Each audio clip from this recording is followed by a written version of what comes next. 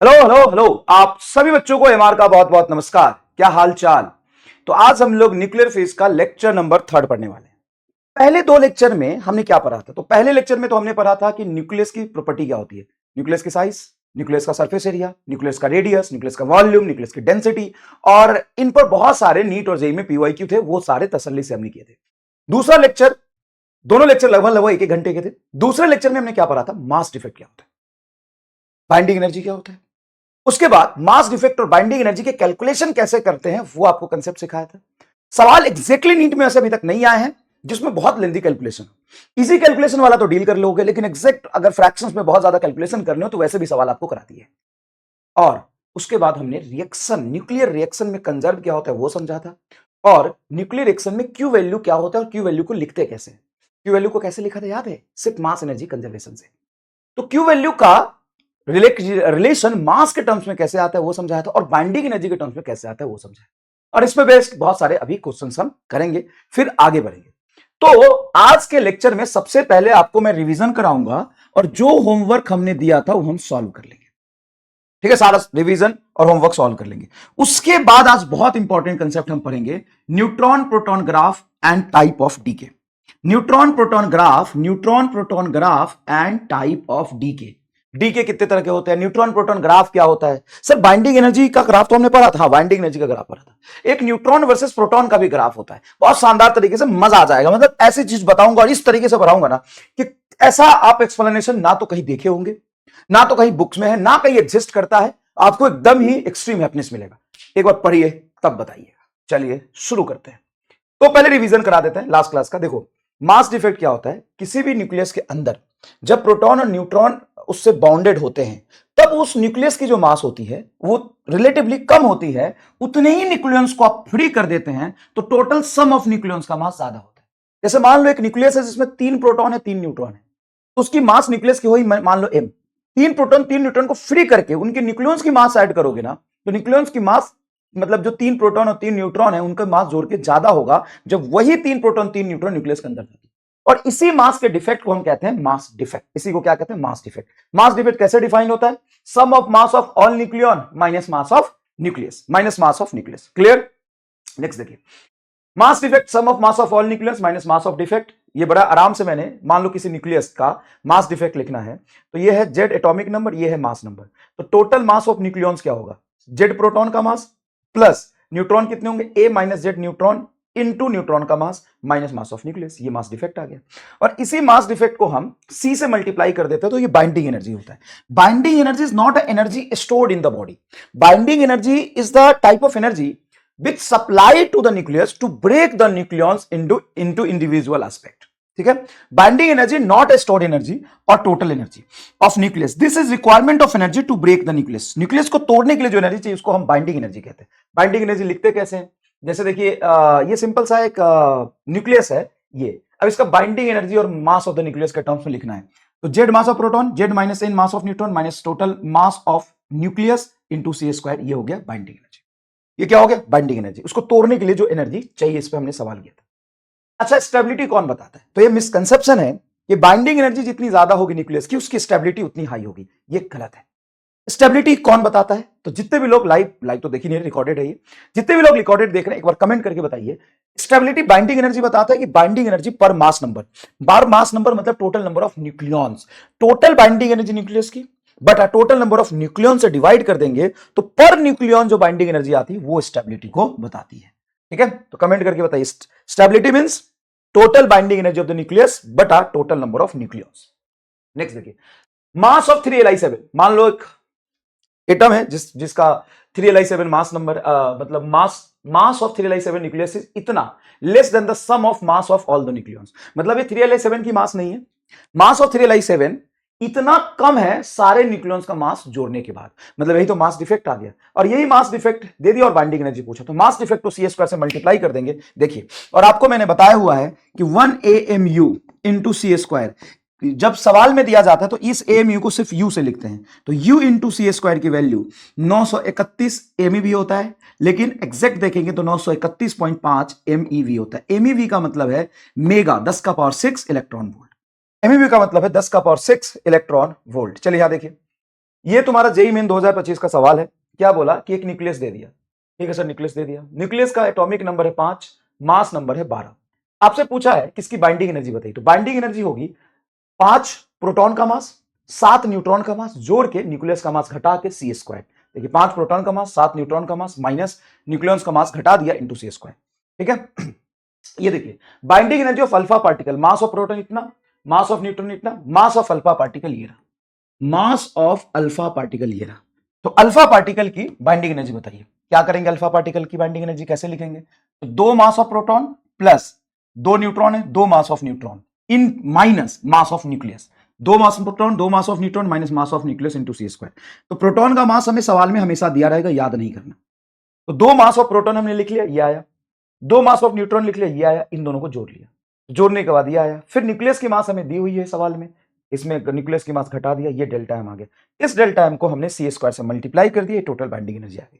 अब सवाल में हम ध्यान से पढ़ेंगे कि हमसे बाइंडिंग एनर्जी पूछा है या binding energy per mass number पूछा है, ये हमेशा ध्यान दे के सवाल को सॉल्व करेंगे। चलिए नेक्स्ट देखिए, जैसे कार्बन 6C16 है ना, C616, तो इसमें 6 प्रोटॉन है और 16 में से 6 जाएंगे 10 न्यूट्रॉन है, तो 6 प्रोटॉन का मास 10 न्यूट्रॉन का मास इसी तरीके से निकालेंगे, ये टोटल मास आ गया। अब इसमें न्यूक्लियस की मास घटा देंगे, ये डेल्टा एम आ गया, डेल्टा एम को हम सी स्क्वायर से मल्टीप्लाई कर देंगे। कैसे किया था ये सारा स्टेप मैंने करके दिखाया है। एक आपको ये होमवर्क दिया था, मास ऑफ प्रोटॉन को 13 से मल्टीप्लाई करना है, मास ऑफ न्यूट्रॉन को 14 से मल्टीप्लाई करना है और इसकी मास को घटाना है into M U C square. तो ये इसका सॉल्यूशन मैंने अटैच कर दिया, लगभग 27 के आसपास आ रहा होगा, ठीक है। ये तुमको डायरेक्ट दिया है कि बाइंडिंग एनर्जी इतना जूल है, जूल में दिया, इलेक्ट्रॉन वोल्ट में नहीं दिया है। तो बताइए how much the difference between the total mass of the nucleus. तो binding energy delta M C square, delta binding energy दे दिया, डेल्टा एम पूछा है, देखो अप्रैल 2024 का ये सवाल है, ठीक है। चलिए अब मैंने आपको समझाया था कि स्टेबिलिटी कैसे पता चलती है, binding energy per mass number से। अच्छा कोई न्यूक्लियस छोटे छोटे न्यूक्लियस में टूट गया मान लो और उसकी स्टेबिलिटी बढ़ रही है, तो एनर्जी अब्जॉर्ब होगी कि रिलीज होगी, तो दो बातें हैं और दोनों को सेपरेट देखना। अगर किसी रिएक्शन में फाइनल जो प्रोडक्ट बना उसकी स्टेबिलिटी बढ़ी है तो एनर्जी हमेशा रिलीज होगी, ठीक है। कमेंट करके नीचे बता दो, कंफर्म कर दो कि अगर अगर स्टेबिलिटी की तरफ रिएक्शन जा रहा है, प्रोडक्ट की स्टेबिलिटी जाता है तो एनर्जी रिलीज होगी, पहली बात। अगर बाइंडिंग एनर्जी पूछे प्रोडक्ट का तो स्टेबल होने में binding energy per mass number बढ़ जाएगा, ठीक है, binding energy per mass number बढ़ जाएगा। चलिए उसके बाद हमने ये पढ़ा था, ये बहुत इंपॉर्टेंट है, नीट 2026 में यहां से आपको सवाल देखने को मिल सकता है। तो नीट 2026 में इस चैप्टर से सवाल आने की प्रोबेबिलिटी कहां से पता है, एक तो रेडियस, डेंसिटी और वॉल्यूम का मास नंबर पे डिपेंडेंसी, लिख लो रेडियस, वॉल्यूम और मास नंबर पे डिपेंडेंसी। दूसरा बाइंडिंग एनर्जी, दूसरा बाइंडिंग एनर्जी, तीसरा ये graph binding energy per mass number और चौथा आज जो डी के पढ़ाऊंगा उससे। ये 4 टॉपिक्स आपको 2 सवाल दिखने को मिल सकते हैं, एक तो 100%, 2 सवाल भी दिख सकते हैं। तो binding energy per mass number जो ग्राफ होता है, पहले मास नंबर बढ़ाने पर छोटे के लिए बाइंडिंग एनर्जी कम रहती है, मास नंबर बढ़ाने से ये बाइंडिंग एनर्जी बढ़ता है बढ़ता है बढ़ता है बढ़ता है, फिर पीक पे जाता है और फिर मास नंबर बढ़ाने से बाइंडिंग एनर्जी घटता है। लेकिन जैसे बढ़ाता वैसे घटता नहीं है, धीरे धीरे शार्पली बाइंडिंग एनर्जी यहां पे बढ़ता है, 30 तक ही बढ़ जाता है, बाइंडिंग एनर्जी बहुत हाई, पीक पर जाता है 56 के लिए, उसके बाद बाइंडिंग एनर्जी स्लाइटली डिक्रीज होता है। जिसका साइज बहुत बड़ा है दुखी कौन है जल्दी बताइए, जिसका साइज बहुत बड़ा है, जिसका साइज छोटा है वो भी दुखी है। अनस्टेबल कौन है, ये और ये, बीच वाले की बाइंडिंग एनर्जी ज्यादा तो स्टेबिलिटी ज्यादा। तो ये अनस्टेबल है तो ये क्या चाहता है, टूटना, टूटना मतलब फ्यूजन होना, और ये अनस्टेबल है, ये चाहता है जुड़ के बड़ा होना, जरा फ्यूजन होना। और दोनों ही केस में जब ये जुड़ के बड़ा हुआ थोड़ा तो बाइंडिंग एनर्जी बढ़ गई और ये टूट के छोटा हुआ तो बाइंडिंग एनर्जी कम हो गई। तो दोनों ही प्रोसेस में बाइंडिंग एनर्जी टूट के छोटा हुआ तो भी बाइंडिंग एनर्जी बढ़ी, तो दोनों ही प्रोसेस में बाइंडिंग एनर्जी बढ़ रही तो स्टेबिलिटी बढ़ रही है, स्टेबिलिटी बढ़ रही तो एनर्जी रिलीज होगी। तो फ्यूजन हो या फ्यूजन हो दोनों में एनर्जी रिलीज होती है, फ्यूजन हो या फ्यूजन हो दोनों में एनर्जी रिलीज होती है। चलिए अब मैंने बताया था न्यूक्लियर रिएक्शन है, मान लो रिएक्शन लिखा A प्लस बी, प्रोडक्ट बना C plus D and Q value of the reaction. तो क्यू वैल्यू कैसे डिफाइंड होगा सर, क्यू वैल्यू डिफाइंड होगा इसका मास एनर्जी प्लस इसका मास एनर्जी बराबर इसका मास एनर्जी प्लस इसका mass energy into Q value. तो क्यू बराबर आ जाएगा इसका मास सी स्क्वायर, इसका mass B square minus mass of C into C square, mass of D into C square. ये तुम्हारा Q value of the reaction defined. M A plus M B minus mass of C minus mass of D into C square, ये तुम्हारा relation defined हो जाएगा। Clear है? हाँ, पहले case में अगर मानते हैं कि रिएक्टेंट का मास ज्यादा था, फाइनली मास कम हो गया, तो फाइनली मास कम हो गया, पहले मास ज्यादा था तो मास कम हो गया, मतलब मास एनर्जी कम हो गई तो एनर्जी रिलीज हुई होगी। और वैसे भी देखो इसका मास ज्यादा है, इसका मास कम है, तो क्यू क्या आ जाएगा? पॉजिटिव। क्यू पॉजिटिव मतलब एनर्जी रिलीज हुई। और इसी को बाइंडिंग एनर्जी के टर्म्स में लिखेंगे तो क्यू वैल्यू जो मास एनर्जी के टर्म्स में लिखा, बाइंडिंग एनर्जी के टर्म्स में लिखेंगे तो प्रोडक्ट की बाइंडिंग एनर्जी मतलब सी प्लस डी की बाइंडिंग एनर्जी माइनस ए और बी की बाइंडिंग एनर्जी घटा देंगे। बाइंडिंग एनर्जी लिखोगे तो इसकी बाइंडिंग एनर्जी माइनस इसकी बाइंडिंग एनर्जी तुम्हारा होगा। और ये जब लिख रहे होगे तो न्यूक्लियस की टोटल बाइंडिंग एनर्जी लिखोगे, क्योंकि रिएक्शन में तो टोटल बाइंडिंग एनर्जी से इफेक्ट पड़ता है। ये आपका बाइंडिंग एनर्जी आ गया। बाइंडिंग एनर्जी टोटल सी का डी का, प्रोडक्ट की बाइंडिंग एनर्जी माइनस रिएक्टेंट की बाइंडिंग एनर्जी। इसमें सी स्क्वायर मत कर देना क्योंकि ये भी एनर्जी और क्यू वैल्यू भी था एनर्जी। क्लियरली बात समझ में आ गई? हाँ। अब ये सवाल किया था, बहुत पुराना सवाल है, लेकिन मैं तुम्हें जेई मेन में पिछले 6 साल में 5 सवाल दिखा दूंगा इसी पैटर्न पे बेस्ड, इसी पैटर्न पे बेस्ड। ठीक है, बढ़िया सवाल है। क्या तुमको बोला binding energy per nucleons of a deuteron and alpha particle are x1 and x2। ये पर न्यूक्लियन दिया है binding energy deuteron and alpha particle का, तो अल्फा पार्टिकल का x2 है। अब बाइंडिंग एनर्जी के टर्म्स में क्यू वैल्यू लिखो तो इसकी बाइंडिंग एनर्जी पर न्यूक्लियन है x2 और इसके कितने न्यूक्लियन है? 4, तो 4x2, इसका हो जाएगा अल्फा का 4x2 माइनस इसमें कितने न्यूक्लियन है? 2 और 2 4 और इसकी बाइंडिंग एनर्जी है पर न्यूक्लियन x1 तो 4x1, तो 4x2 माइनस 4x1, 4 बाहर निकल गया, x2 माइनस x1, ये आंसर आ गया। बताओ मजा आया कि नहीं आया? अब आओ यहां से आज की क्लास शुरू करते हैं और होमवर्क बताते हैं। 10 मिनट लगाना बेटा, लेकिन 10 मिनट में वो सारी चीजें रिवाइज करा दी ना पिछले 2 क्लास में जो हमने पढ़ा था, है ना? तो क्विक रिवीजन होना बहुत जरूरी है। चलिए, nucleus A is divided into 2 nuclear B and C in a fission. Fission process में जब भी चीजें टूटती है तो स्टेबिलिटी बढ़ती है, तो एनर्जी रिलीज होगा। तो तुम्हारा ए डिवाइड हुआ है बी प्लस सी में, ठीक है, तो एनर्जी रिलीज होगा और इसकी प्रोडक्ट की बाइंडिंग एनर्जी बढ़ेगा क्योंकि स्टेबिलिटी के लिए होता है, इसकी बाइंडिंग एनर्जी बढ़ जाएगा। Process that binding energy being EA EB and EC respectively then. तो देखो प्रोडक्ट की बाइंडिंग एनर्जी ज्यादा होनी चाहिए, तो जो ए की बाइंडिंग एनर्जी आएगी वो कम होगी और फाइनली देखो फ्यूजन हो, फ्यूजन हो, अल्फा डीके हो, ये सब स्टेबिलिटी के लिए होता है। तो फाइनली स्टेबिलिटी की तरफ जा रहा है, तो कोई भी चीज स्टेबल होगा तो उसकी बाइंडिंग एनर्जी पर न्यूक्लियन बढ़ेगी। तो बी की बाइंडिंग एनर्जी और प्लस सी की बाइंडिंग एनर्जी, बाइंडिंग एनर्जी को ई लिख दो, ई बाइंडिंग एनर्जी और बाइंडिंग एनर्जी सी की जोड़ के ज्यादा होगी इसके कंपेयर में। अब ये रिलेशन देखिए, बी और सी की जोड़ के ज्यादा होगी, खत्म, लीजिए खत्म। और ये पूछा हुआ सवाल है, पूछा हुआ सवाल है, तो इन डेप्थ आपका कंसेप्ट बहुत अच्छे से डेवलप हो रहा है। चलिए अब ये सवाल देखते हैं। यहाँ पे जो सवाल मैंने होमवर्क के लिए दिया था इसको कॉपी जरूर करिएगा, बड़ा शानदार सवाल है, नीट का पीवाईक्यू भी है ये, ठीक है। इसमें एक प्रिंटिंग मिस्टेक था। क्या? इधर x 200 मास नंबर का कोई न्यूक्लियस है, x 200 मास नंबर का कोई न्यूक्लियस है। फाइनली ए बना जिसका मास नंबर है 110 और बी बना जिसका मास नंबर है 90। पहले ये था तो गलत है, इधर मास नंबर कितना है? 90 और 10, 90 और 10 100 और इधर 200, तो रिएक्शन ही गलत है। रिएक्शन में मैंने आपको बताया था mass number, total linear momentum, total angular momentum, total charge and mass plus energy conserve रहता है। क्लियर? हाँ सर। तो रिएक्शन देखो क्या है, रिएक्शन है कोई न्यूक्लियाई एक्स जिसके मास नंबर है 200, ये कन्वर्ट हुआ ए में जिसका मास नंबर है 110 और ये बी जिसका मास नंबर 90। प्रिंटिंग मिस्टेक है सर। आपको कैसे पता 110 होगा? ये सवाल ही यही है, मुझे पता है, ठीक है। अब इसका पूछा है बाइंडिंग एनर्जी, तो बाइंडिंग एनर्जी कैसे लिखेंगे? प्रोडक्ट का, तो इसका बाइंडिंग एनर्जी होगा 110 मास नंबर इंटू पर मास नंबर जो बाइंडिंग एनर्जी दिया होगा। मास नंबर से क्यों मल्टीप्लाई करते हैं? अच्छा, इसका टोटल अगर बाइंडिंग एनर्जी दिया होता तो हमें मास नंबर से मल्टीप्लाई करने की जरूरत नहीं। अगर सवाल ऐसा होता if the binding energy per nucleon नहीं होता, होता binding energy for X A and B are इतना, तो हमें तो टोटल बाइंडिंग एनर्जी इक्वेशन में चाहिए। लेकिन यहां पे लिखा है कि binding energy per nucleon of X A and B are इतना इतना एंड इतना पर न्यूक्लियन। तो हमें लिखना है प्रोडक्ट की बाइंडिंग एनर्जी ए की। ए की बाइंडिंग एनर्जी कितना है? एक्स का है 7.4, ए का है पर न्यूक्लियन 8.2 और कितने न्यूक्लियन है? 110। तो मैं लिखूंगा 110 इंटू ए की बाइंडिंग एनर्जी 8.2, 8.2 आएगा ना। ए की बाइंडिंग एनर्जी कितनी है भाई? एक्स का है 7.4, ए का है 8.2, इसका 8.2। तो लिखूंगा ए की binding energy total mass number multiply इसकी बाइंडिंग एनर्जी कितनी? 8.2 प्लस इसका टोटल मास नंबर बी का 90 इंटू इसकी खुद की binding energy per mass number कितना? 8.2, वो दोनों का 8.2 है, माइनस एक्स का टोटल मास नंबर है 200 और पर मास नंबर बाइंडिंग एनर्जी 7.4। ये रिएक्शन मिला और सब एबीबी में तेबी में कॉमन लिख सकते हैं। एक बात बताओ, 110 गुना 90 8.2 8.2, तो 8.2 को कॉमन निकालोगे तो 110 और 90 200 इंटू 8.2 नहीं होगा, हाँ, माइनस उधर 200 इंटू 7.4 नहीं होगा, हाँ, तो 200 कॉमन निकाल लो। यहां पे 8.2 माइनस 7.4 तो 0.8, 0.8 को 2 से मल्टीप्लाई करो तो 16 का फैक्टर बनना चाहिए। 16 का फैक्टर एक ही में। अब ये 160 होगा या 260 होगा हमें नहीं पता, मतलब 160 होगा या 320 होगा, क्या होगा ये एक, मतलब 16 का फैक्टर पकड़ लिया मैंने बस। तुम्हारा कैलकुलेशन मतलब ऑप्टिक्स में भी, वेव ऑप्टिक्स में भी, जब YDSC में डिफ्रैक्शन में कैलकुलेशन होता है तो ये फैक्टर पकड़ना सीखो। ये 8 है, ये 2 है। अब बाकी डेसिमल प्लेस कितना आगे पीछे होगा नहीं पता, 16 आना चाहिए। 16 किसी में नहीं है, मतलब ये आंसर होगा। टोटल एनर्जी रिलीज ये आएगा। मजा आ गया क्या? नहीं आया? जल्दी बताइए। चलिए नेक्स्ट देखिए, ये है अप्रैल 2025 का सवाल। Energy released when 2 deuterium 1H2 fuse to form a helium.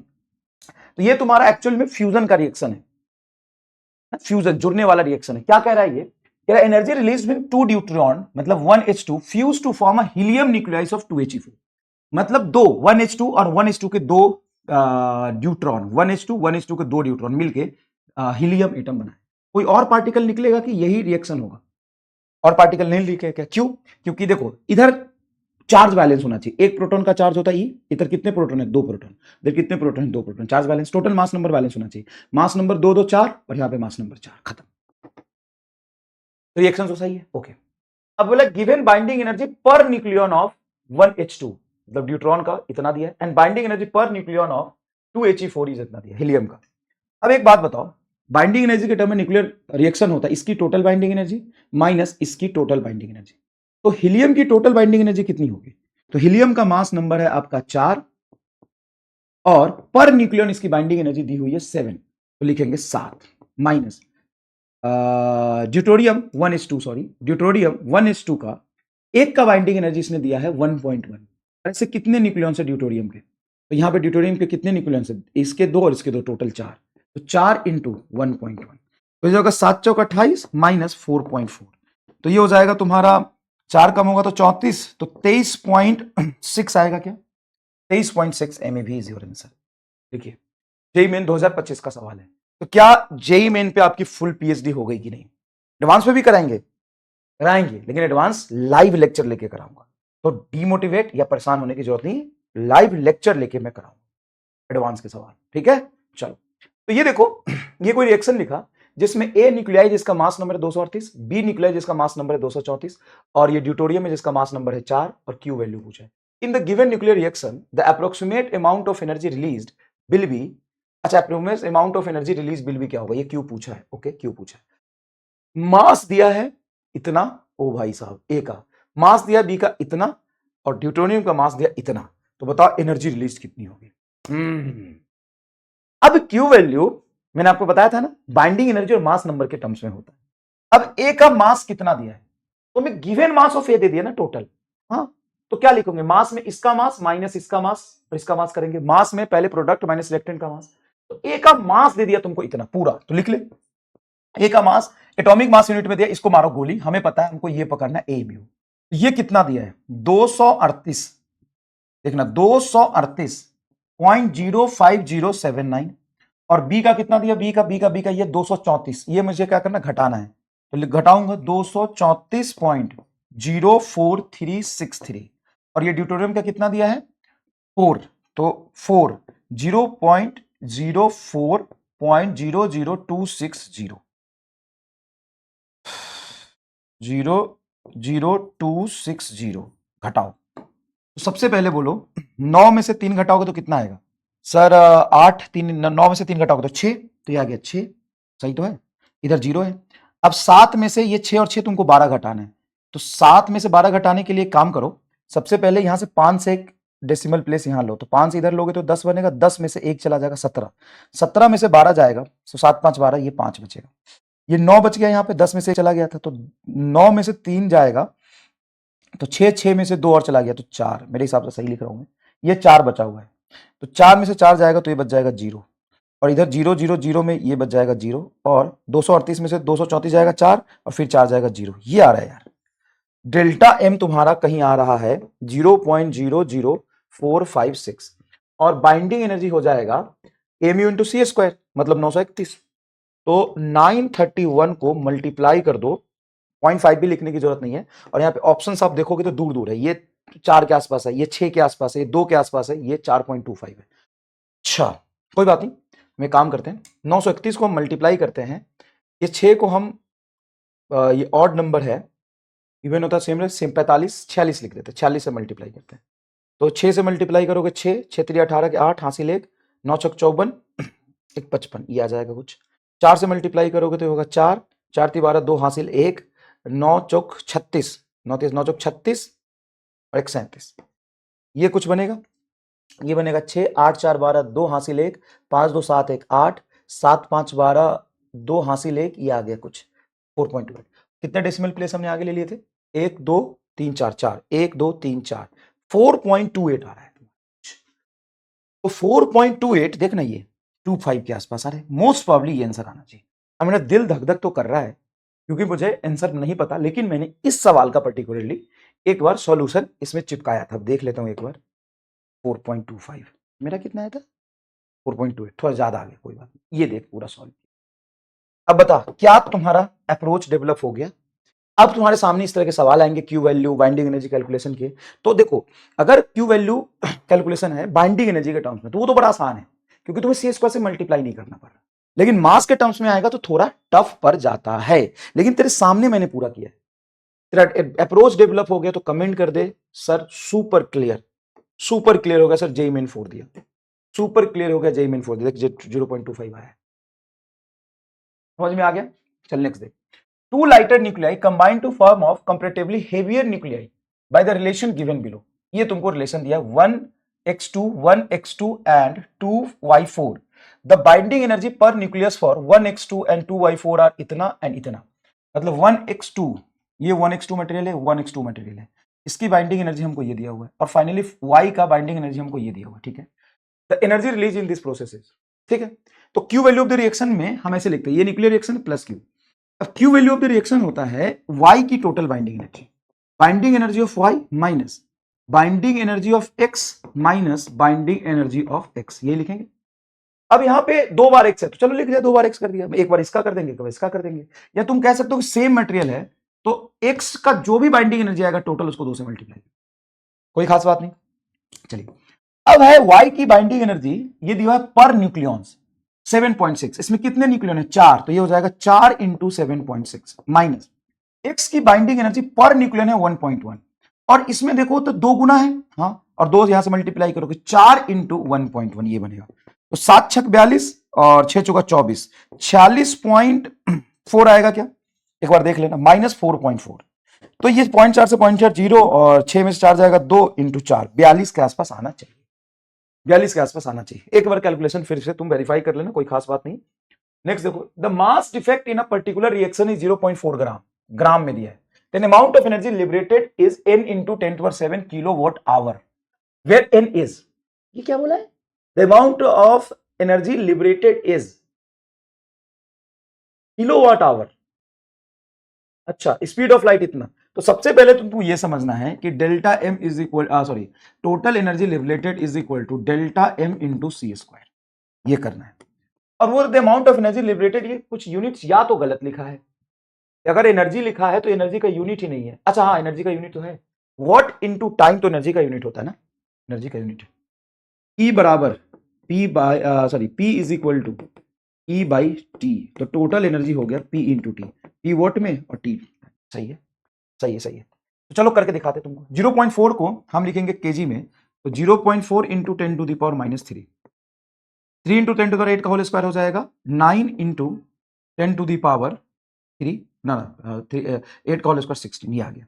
और ये एनर्जी दिया हुआ है n into 10 to the power 7, kilo को लिख सकते हैं 10 टू द पावर 3, वॉट ऐसा यूनिट है, इंटू आवर, तो आवर को हमें उसमें कन्वर्ट करना है सीजीएस में, तो 1 घंटे को हम लिख सकते हैं 60 इंटू 60 सेकेंड। अब ये सही आ गया। अब यहां से n कैलकुलेट कर लो, तुम्हारा आंसर आ जाए, कोई खास बात नहीं है। देखो अगर ये होता ना किलो वॉट सेकेंड, तो हम वॉट इंटू सेकेंड ऐसा यूनिट लिखते हैं। देखो ना, ये तुम्हारा हो गया वॉट इंटू सेकेंड, ये ऐसा यूनिट हो गया, लेकिन ये वॉट टाइम को, पावर को तो वॉट लिखा, टाइम को आवर लिखा है, तो आवर को हमें कन्वर्ट करना पड़ेगा सेकेंड में। तो जो भी यहाँ पे चीजें हैं उसको ऐसा यूनिट में लिखनी पड़ेगी। बस यहां तक समझ में आ गया। जेई मेंस तुमने पूरा 4 दिया, तो प्लीज कमेंट करके बताइए सर पूरा 100% जेई मेन के जितने भी सवाल आपने कराए अभी तक, कम से कम जेई मेन के 15-20 सवाल हम लोग कर चुके हैं, ठीक है। जेई मेन 4 दिया, अब हम शुरू करते हैं।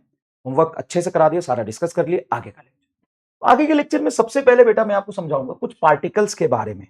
और इसके बारे में जैसे इलेक्ट्रॉन प्रोटॉन के बारे में आप जानते हैं ना, उसी इतना ही आपको जानना है। क्या आप ये जानते हो कि इलेक्ट्रॉन का शेप कैसा होता है, कैसा दिखता है इलेक्ट्रॉन? क्या प्रोटॉन जानते हो? नहीं। तो दिखता कैसा है जानते हो? नहीं सर। तो इसमें इलेक्ट्रॉन और प्रोटॉन के बारे में तुमको कितना ज्ञान है, ये बताओ। कितना ज्ञान है इलेक्ट्रॉन प्रोटॉन के बारे में? कितना? कुछ ज्ञान होगा ना, कुछ ज्ञान होगा इलेक्ट्रॉन प्रोटॉन के बारे में। कितना ज्ञान है मैं जानना चाहता हूं। कितना ज्ञान है आपको प्रोटॉन और इलेक्ट्रॉन के बारे में? सर प्रोटॉन और इलेक्ट्रॉन के बारे में हमको ज्ञान सिर्फ इतना है कि प्रोटॉन का जो चार्ज होता है प्लस ही होता है, इलेक्ट्रॉन का चार्ज माइनस ही होता है। और मास इलेक्ट्रॉन का होता है 9.1 इंटू 10⁻37 और न्यूट्रॉन का सॉरी इलेक्ट्रॉन का मास, प्रोटॉन का मास होता है 10⁻27 kg के अराउंड, है ना। 2000 गुना मास का फर्क है, चार्ज दोनों का बराबर होता है। उसी तरीके से इस पार्टिकल के भी मास और चार्ज आपको पता होना चाहिए। अब एक पार्टिकल है पॉजिट्रॉन, ये होता क्या है? ये एक ऐसा पार्टिकल मिला इलेक्ट्रॉन प्रोटॉन न्यूट्रॉन के अलावा, समझिएगा प्लीज, इलेक्ट्रॉन प्रोटॉन न्यूट्रॉन के अलावा हमारे पास कुछ ऐसे यूनिक पार्टिकल है जिसके बारे में हमें पता होना चाहिए। तो इलेक्ट्रॉन प्रोटॉन न्यूट्रॉन के बारे में तो सब कुछ पता है, हाँ। अब कुछ और पार्टिकल है जैसे पॉजिट्रॉन। पॉजिट्रॉन क्या होता है? ये इलेक्ट्रॉन का एंटी मैटर है। एंटी मैटर क्या होता है? ये यार मॉडर्न फेज का अलग चोचला चल रहा है। ये दुनिया तो कहती है कि जैसा एक अर्थ है ना, उसका एंटी अर्थ भी है। जैसा सोलर सिस्टम है वैसा एंटी अर्थ है। हर इंसान का एक उल्टा इंसान भी है। तेरा भी कोई एंटी इंसान कहीं घूम रहा है, तेरा एकदम अपोजिट वाला, हाँ, और वो एग्जिस्ट कर रहा है इसी धरती पर। मतलब नहीं कहते कुंभ के मेले में बिछड़ा हुआ भाई, वही वाला कंसेप्ट। इसमें घुसोगे और तो मेरा एकदम मेरे जैसा होगा, हाँ तेरे जैसा एकदम उल्टा, मास तेरे जैसा, मतलब शकल सूरत और एकदम। सर हमने तो सुना है हमारे जैसा तो 11 आदमी है इस दुनिया में। साइंटिस्ट लोग कहते हैं एक आदमी है एंटी मैटर तेरा, एकदम तेरे जैसा हूं बहू, शकल का सब कुछ, और तेरे नेचर के जस्ट अपोजिट। तू जैसे इतना खराब है वो उतना अच्छा होगा, तू जितना भोंद है वो उतना तेज हो, तेरे जैसा। तो सर किसी दिन अगर मान लो वो हमारे घर आ गया तो हमारे माता पिता बेचारे कैसे पहचानेंगे, कहीं जायदाद न ले जाए। चलिए पढ़ ले, देख इधर पॉजिट्रॉन।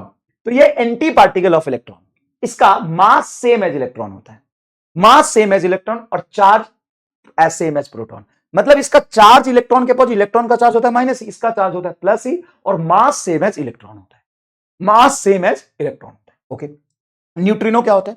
न्यूट्रिनो एक बहुत ही छोटा पार्टिकल है। हम फोटोन को कहते हैं टाइनी पार्टिकल, या जो भी प्रोनाउंसिएशन होगा तुम सब कर लेना, मतलब टाइनी टीनी एकदम छोटू पार्टिकल बोलते हैं, और उसका भी हजारों गुना छोटा पार्टिकल है। अब भाई साहब इलेक्ट्रॉन को तो हम तोड़ नहीं पाए, और इलेक्ट्रॉन के कंपेयर में भी लाखों गुना छोटा है ये, तो इसको कैसे तोड़ेंगे? तो इसको हम तोड़ नहीं सकते, तो इसको हम फंडामेंटल पार्टिकल के कैटेगरी में रखते हैं।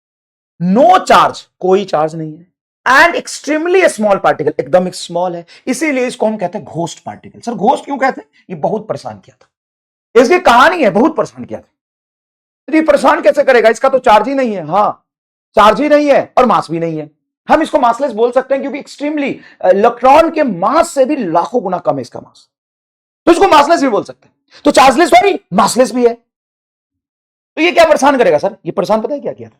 मैडम क्यूरी को परेशान किया था। जब पहली बार बीटा माइनस डीके का रिएक्शन लिखा गया था, तो उस रिएक्शन में काइनेटिक एनर्जी कंजर्व नहीं करा, और एक ऐसा पार्टिकल निकल रहा था जो एनर्जी लेके चुपके से भाग जा रहा था, और लोगों को ऑब्जर्व भी नहीं हो रहा था वो है कहां।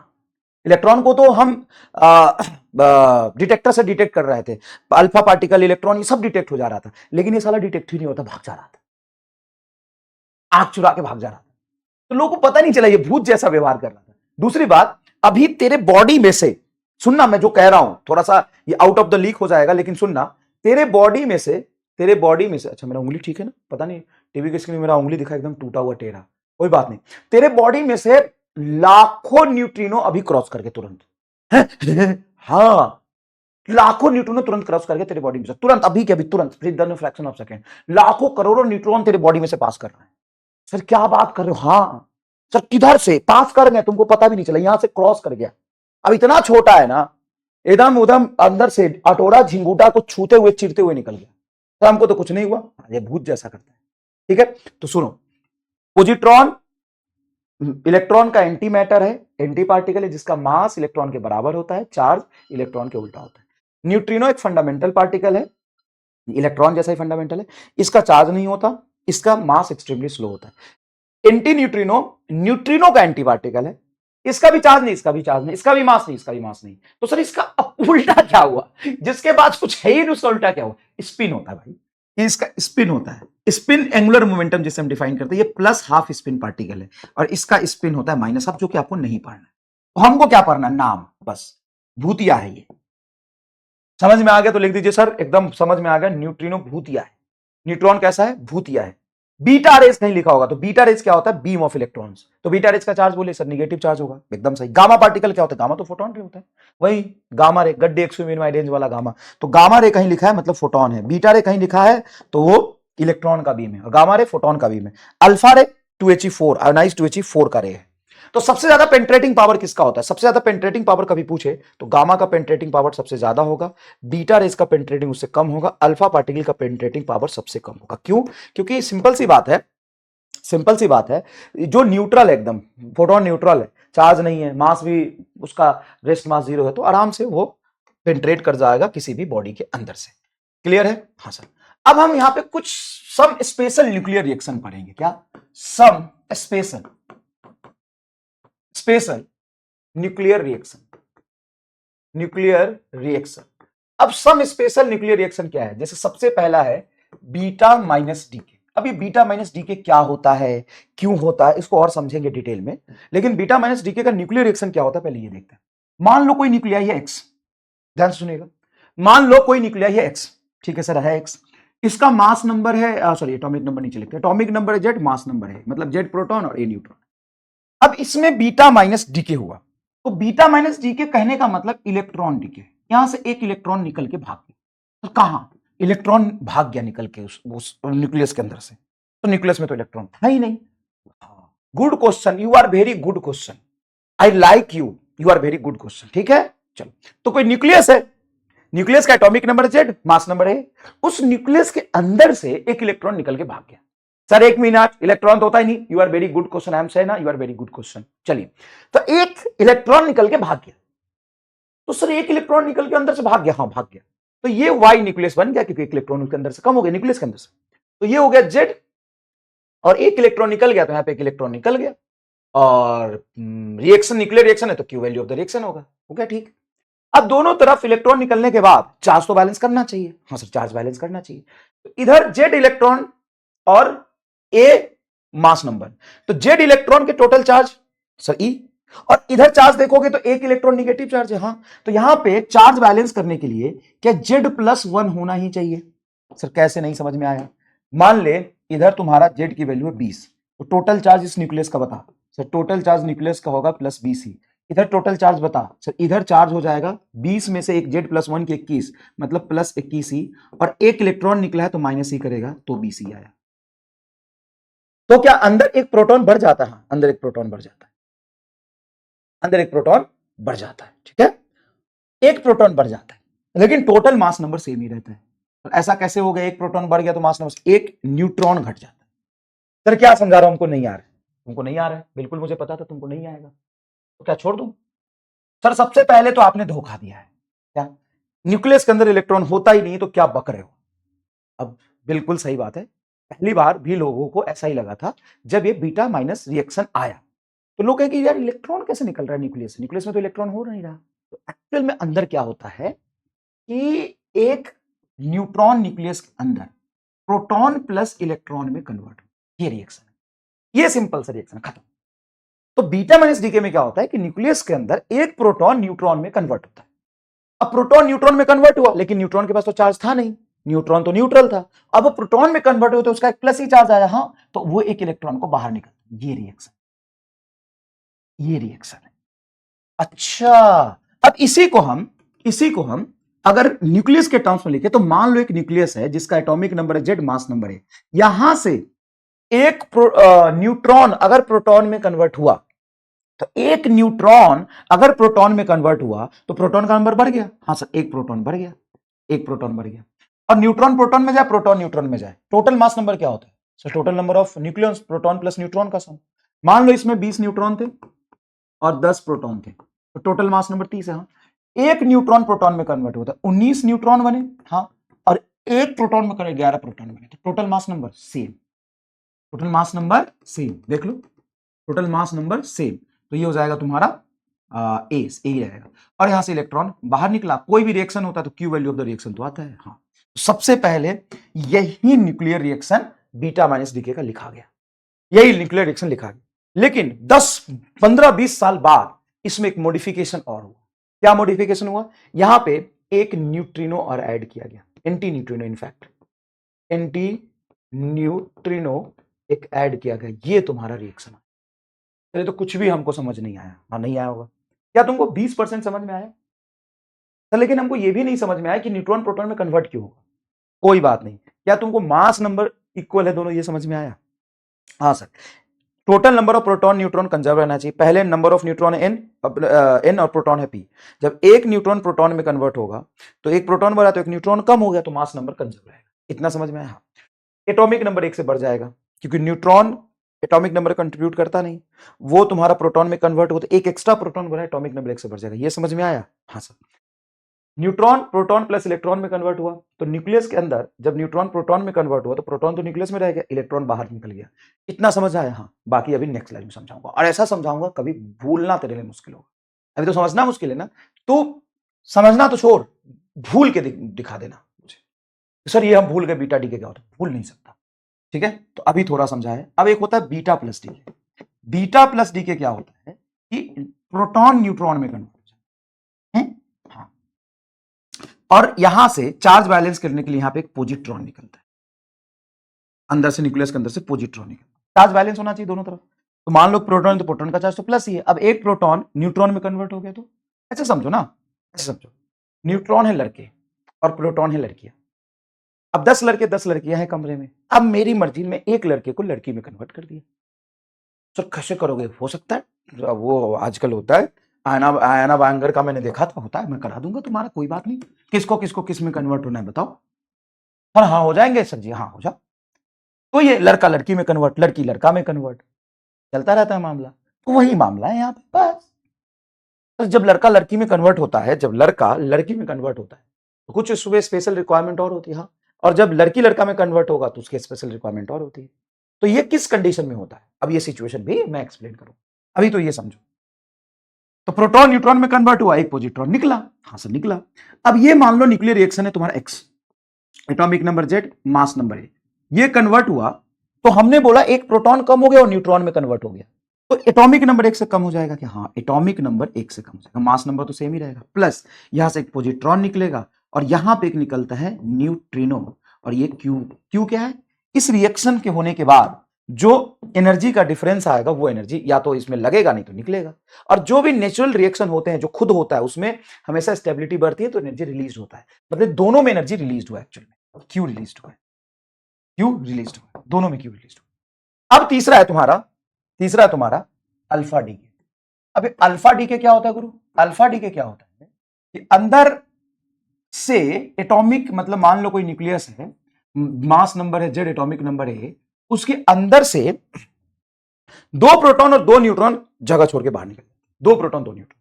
तो अगर इसमें से 2 प्रोटॉन कम हुआ तो क्या इसका एटॉमिक नंबर 2 से कम हो जाएगा? हाँ।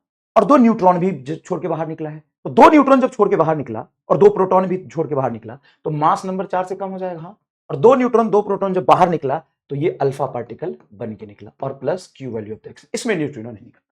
ये अल्फा डीके का रिएक्शन हो गया। अच्छा, नेक्स्ट होता है तुम्हारा गामा डीके। सर ये गामा डीके कब होगा सर जी? गामा डीके तो after every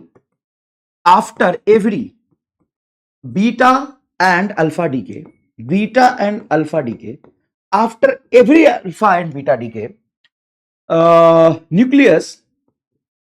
nucleus remains in excited state, excited state में रहता है, and emits photon of mega of energy of order of mega electron volt and comes to ground state।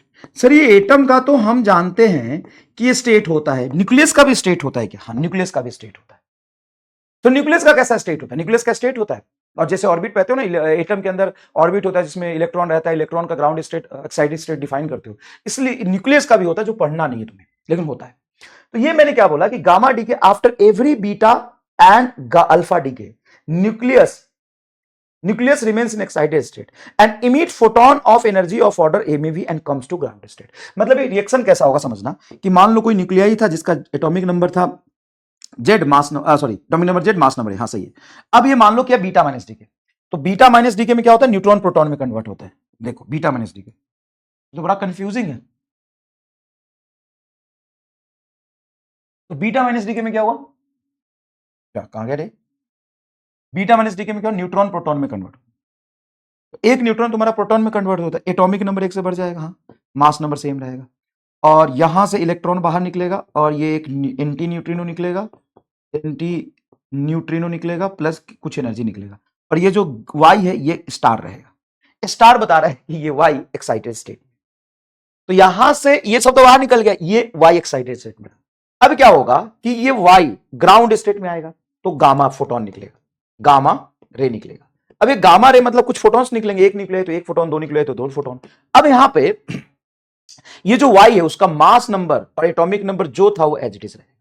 Sir यहां से यहां तो same कैसे रह गया, सेम इसलिए रह गया कि फोटोन जब बाहर निकलता तो फोटोन का मास नंबर तो जीरो है ना, फोटोन का एटॉमिक नंबर जीरो है ना, वो तो बस एनर्जी लेके गया है, फोटोन एनर्जी लेके गया बस। तो इस स्टार की एनर्जी जो वाई स्टार है उससे वाई की एनर्जी थोड़ी कम होगी और वहां से फोटोन निकलेगा।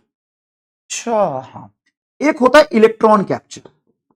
इलेक्ट्रॉन कैप्चर क्या होता है, जो सबसे पास वाला, ए न्यूक्लियस के सबसे पास वाला सेल कौन सा होता है, के सेल, इसको के कैप्चर भी कहते हैं, के कैप्चर। मान ले तेरा पड़ोसी तुमको बहुत पसंद है, तेरा पड़ोसी तुमको बहुत पसंद है, ठीक है, हाँ सर जी बहुत पसंद है हमको पड़ोसी। अब तुम्हारा मन कर रहा है उसे दोस्ती करने का, तुम अट्रैक्ट कर रहे हो उसको, वो भी तुमको अट्रैक्ट कर रहा है, लेकिन तुम मिल नहीं पा रहे हो क्योंकि वो तुम्हारा पड़ोसी है। हाँ सर, अब किसी दिन तुमने उसको पकड़ के अपने घर में ले आए, अपने घर में खींच लाए, हाँ तो तुमने उसको कैप्चर कर लिया, मतलब किडनैप कर लिया, उसी को हम इलेक्ट्रॉन कैप्चर कहते हैं। सर ये होता कैसे फिर, सर इंटरेस्टिंग है सर जी, हमारे न्यूक्लियर फिजिक्स बहुत इंटरेस्टिंग है। तो इलेक्ट्रॉन कैप्चर देखिए कैसे होता है कि जो न्यूक्लियस है उसमें कुछ प्रोटॉन है न्यूट्रॉन है, हाँ, और इसके सबसे पास पड़ोसी कौन सा सेल होगा, के एलिमेंट सेल बोलते हैं, हाँ, तो के का इलेक्ट्रॉन सबसे पास है, इधर भी इलेक्ट्रॉन होंगे, लेकिन के इलेक्ट्रॉन पे क्या इस प्रोटॉन का फोर्स लग रहा होगा, बहुत कम सही लेकिन थोड़ा बहुत अट्रैक्टिव लगेगा ना, हाँ सर लग ही रहा होगा, थोड़ा बहुत लग सकता है, हाँ। तो ये क्या करता है, प्रोटॉन इलेक्ट्रॉन को किडनैप कर लेता है, तो प्रोटॉन इलेक्ट्रॉन को खींच लेता है अपने पास, और जैसे खींच लेता है इसको मोक्ष मिल जाता है, उसी का तो इसको तलाश था, जो चाहिए वो मिल गया तो इसको मोक्ष मिल गया, मोक्ष मिल गया तो ये बन जाता है प्लस और माइनस चार्ज न्यूट्रल, मतलब न्यूट्रॉन में कन्वर्ट हो जाता है। खत्म हो गया गुरु। सर एक मिनट, ऐसा होता है क्या, हाँ ये न्यूट्रॉन में कन्वर्ट हो गया, तो प्रोटॉन इलेक्ट्रॉन कैप्चर ये न्यूट्रॉन में कन्वर्ट हो गया, और इस कन्वर्जन में जो न्यूक्लियस के बाहर निकलती है वो निकलती है न्यूट्रिनो। सर कब एंटी न्यूट्रिनो कब न्यूट्रिनो, इसमें तो बहुत कंफ्यूजन है। अभी मैंने सिर्फ तुमको टाइप पढ़ाया है, एक्चुअल में इसका रीजन कॉज ये सब कुछ नहीं पढ़ाया है, ये सब पढ़ाऊंगा, सब पढ़ाऊंगा। तो ये तुम्हारा रिएक्शन टाइप हो गया, बेसिक बताया अभी। अब तुमको मैं आगे लेके चलता हूं स्टार फील्ड में, क्या सुन, ये दुनिया में एक बनाना चाहता हूं, ठीक है, एक ऐसी दुनिया जो बहुत खूबसूरत, खुशनुमा और शांतिपूर्वक चले। मैं एक दुनिया बनाना चाहता हूं जो बहुत खूबसूरत, बहुत खूबसूरत, बहुत व्यवहारिक, बहुत शांतिनुमा, बहुत ब्यूटीफुल दुनिया, जिसमें सब लोग एकदम शांति से रह रहे हो, बहुत बढ़िया प्यारा सा दुनिया बनाना चाहता हूं। क्या मैं उस दुनिया में लड़के और लड़कियां दोनों को रखूं, या सिर्फ लड़के लड़के से दुनिया बनाऊं, या सिर्फ लड़कियों लड़कियों को बना के दुनिया बनाऊं। मेरी दुनिया में कौन लोग होने चाहिए, तुम्हें तुम्हारा सजेशन क्या है। एमआर की दुनिया में, एमआर की दुनिया में तुम्हें मजा आ रहा है यार मॉडर्न फिजिक्स पढ़ने में, सच बताना मजा आ रहा है कि नहीं मॉडर्न फिजिक्स पढ़ने। तो एमआर की दुनिया में कौन से लोग होने चाहिए, सिर्फ लड़के, only boys, only boys, only girls, only girls, या दोनों होने चाहिए, जल्दी से कमेंट करके बताइए कौन से होने चाहिए। तो कुछ लड़कियां बोलेंगी सर सिर्फ लड़कियां लड़कियां होने चाहिए, लड़के खराब होते हैं, और कुछ लड़के बोलेंगे sir sir sir sir sir सिर्फ लड़कियां लड़कियां होनी चाहिए, लड़के खराब है। लड़के बोलेंगे नहीं सर सिर्फ लड़के होनी चाहिए, लड़कियां खराब होती है, यही बोलोगे। लेकिन असल में अगर मैं सिर्फ लड़कों को लेकर दुनिया बना दूं तो कुछ ही दिन में वो लड़के एक दूसरे को काट मार के खा जाएंगे, फ्रस्ट्रेट होके दुनिया खत्म हो जाएगी, चलेगी नहीं। सर सही बोल रहे हैं सर, लड़कियों वाली दुनिया अच्छी चलती है, सिर्फ लड़कियां लड़के रहे तो खुश रहेंगे, नहीं। सिर्फ लड़कियां लड़कियां अगर मैं छोड़ दूं एक दुनिया बना के, वो एक दूसरे का झोटा लसार लसार के मार देंगे, खुश नहीं रह पाएंगे। तो खुश रहने के लिए जरूरी है कि लड़के और लड़कियां दोनों रहे। अच्छा, उसी तरीके से न्यूक्लियस अगर मैं कोई बनाना चाहता हूं नेचुरल, तो भगवान भी जब नेचर भी न्यूक्लियस बना रहा होगा तो उनके पास भी तो चॉइस था कि सिर्फ प्रोटॉन प्रोटॉन से न्यूक्लियस बना ले, लेकिन नहीं, उन्होंने प्रोटॉन भी मिलाया और न्यूट्रॉन भी मिलाया। तो सर बैलेंस कैसे होगा, किया होगा प्रोटॉन न्यूट्रॉन के नंबर को, उसी को हम पढ़ेंगे neutron versus proton graph. Neutron versus proton graph. तो बताइए इस दुनिया में सिर्फ लड़के लड़कियों की दुनिया होनी चाहिए या सिर्फ लड़कियों लड़कियों की दुनिया होनी चाहिए, या उस दुनिया में सिर्फ अकेले मैं लड़के रखूं या सिर्फ लड़की रखूं, या दोनों रखना मेरी मजबूरी है? तो दोनों रखना मजबूरी है, तभी वो दुनिया लॉन्ग लास्टिंग हुई, नहीं तो दुनिया खत्म होती। भगवान के पास तो चॉइस था ना, वो भी एक बना सकते, दो बनाए उन्होंने।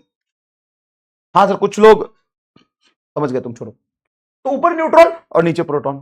तो बहुत छोटी दुनिया में क्या होती है, बहुत छोटी दुनिया में number of proton number of neutron balance होते हैं, जितने लड़के उतनी लड़कियां, तभी तो बैलेंस चलेगा, दुनिया समझदार रहेगी। हाँ, तो छोटे मास नंबर में, मतलब छोटे न्यूक्लियस में जितने तुम्हारे प्रोटॉन होते हैं उतने ही लगभग लगभग न्यूट्रॉन पाए जाते हैं और वो स्टेबल रहते हैं। नंबर ऑफ न्यूट्रॉन जैसे जैसे बढ़ेगा नंबर ऑफ प्रोटॉन उतने ही बढ़ते हैं।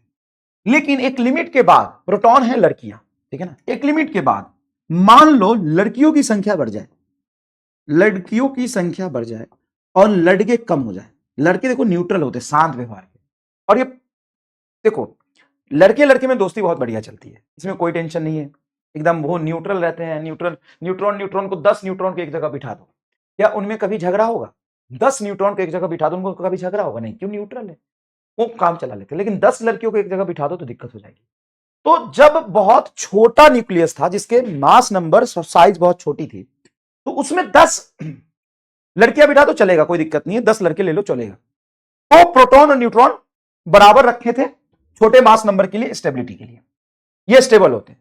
लेकिन जैसे ही बड़े मास नंबर की बात करेंगे, जैसे जनसंख्या बढ़ता है, तो कोशिश किया जाता है कि लड़कियां थोड़ी कम ही रहे ताकि बैलेंस बना रहे। ज्यादा लड़कियों को रख देंगे तो आपस में झगड़ा पकड़ के, बाल पकड़ के एकदम, चाची और मम्मी का लड़ाई देखा है? रे मुझौसी ये तू एकदम चंडाल हथी, ये देखा है कभी? तुमने देखा होगा कभी चाची और मम्मी की लड़ाई, देखा है कि नहीं देखा है?